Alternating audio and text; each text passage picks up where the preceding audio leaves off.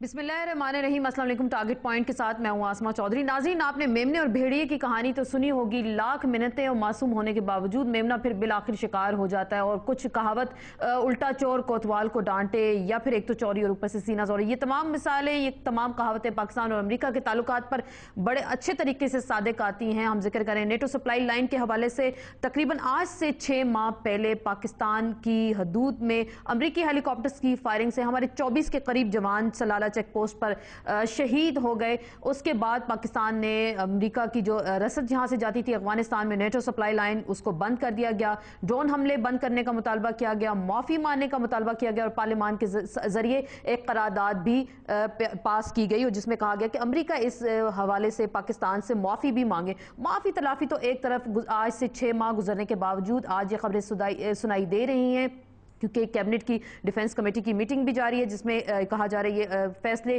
किए जा रहे हैं कि शायद पाकिस्तान जो है अब नेटो सप्लाई लाइन को खोलने जा रहा है। और दूसरी जानिब शिकागो कॉन्फ्रेंस में पाकिस्तान ने भी बाकायदा मिन्नतें की कि उनको इसमें बुलाया जाए। ये माजरा ऐसा क्या हो गया कि कहाँ गई पार्लियामान की खुद मुख्तारी, पाकिस्तान की कौमी गैरत, हमीयत की जो बातें हम सुनते हैं, ये सदाएं जो हमें सुनाई देती हैं, वो कहाँ गई? शायद $1 अरब के एवज पाकिस्तान के 24 जवान जो शहीद हुए, उनकी सर की कीमत शायद लगता कुछ यही था कि 6 महीने बाद पाकिस्तान ने कीमत लेकर दोबारा से नेटो सप्लाई लाइन को खोलने का फैसला कर लिया। हुकूमत कहाँ है इस सिलसिले में, और क्या ये वाकई फैसला हुकूमत ने किया या आला फौजी अहदेदारों ने किया? और साथ ही साथ अगर हुकूमत इस हवाले से फैसला करिए तो अपोजिशन क्यों खामोश है और दिफाई पाकिस्तान समेत बाकी लोग इस पर क्यों खामोश हो गए और चुप का रोज़ा सब ने क्यों रख लिया? इस पर बात होगी। एक मुख्तसर से ब्रेक के बाद हमें ज्वाइन करेंगे शाह महमूद कुरैशी साहब, तस्नीम कुरैशी और सैयद जफर अली शाह। इनसे गुफ्तगू का आगाज़ करेंगे। नेटो सप्लाई लाइन खुलनी चाहिए या नहीं? अगर खुल तो रही है तो अपोजिशन और हुकूमत इस सिलसिले में आइंदा कौन सी ऐसी मीठी गोली देंगे कौम को कि जिस पे सब मुतमईन हो सके? इस पर बात होगी एक मुख्तसर से ब्रेक के बाद।